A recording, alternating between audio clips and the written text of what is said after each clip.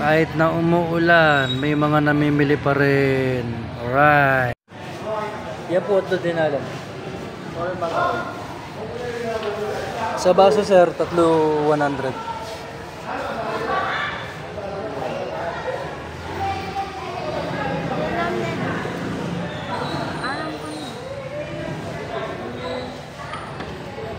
Dene ma'am, 50. Yan. Pero pati kayong balbalin. Hindi ko 50 yan. Opo.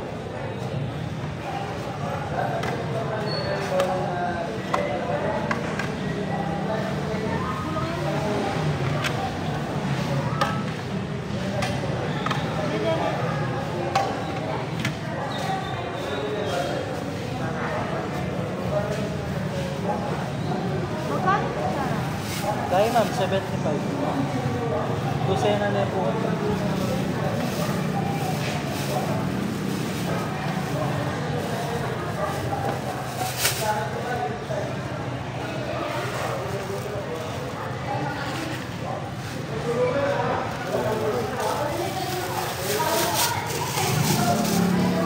Ayun yan ma'am.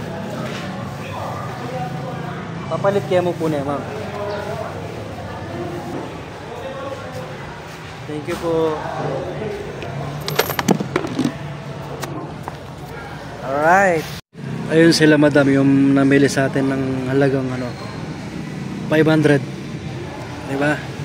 Tsaga-tsaga lang talaga sa Tiangge eh. Kahit maulan, walang tigil yung ulan, no? Kailangan natin maghanap buhay para meron tayong panggasto sa araw-araw. Ganun talaga eh, tag-ulan pa rin eh. Hindi pa umaalis si Enteng, meron na naman 2 bagyong paparating. Kaya sa pagtsatsyangge namin talagang tiyagaan lang. Dito naman kasi naka-overcoat eh. Ayan na nga, umuulan na naman. Kung inyong naririnig, napakasungit talaga ng panahon na yan. Nag-uulan na naman dito sa Sapang Bato. Kahit yata sa buong Angeles o halos kalat siguro. Wala, talagang tag-ulan pa rin. Kahit bare months na, kahit lumitaw na si Jose Marichan nung auno ng September,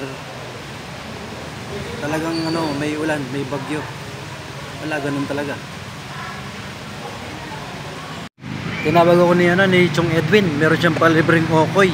Ayun ayun si Bapang Edwin, ayun meron siyang palibreng okoy, lumpia. Pero syempre ako, mas gusto ko yung yung okoy. Oh, kapangan ko kaya yung okoy. Oh, okoy. Okoy kayo dyan. Okoy, okoy. Kasarap. Sarap din ang suka, pwedeng inumin.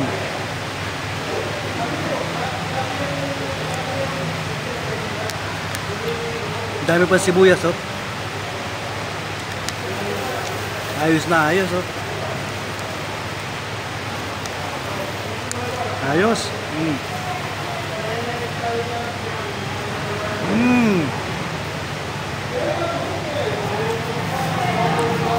Bap, salamat sa okoy.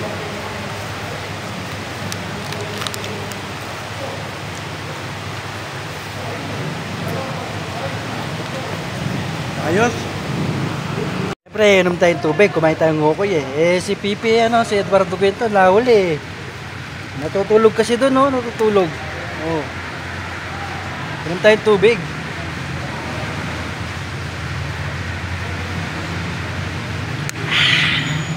Sarap.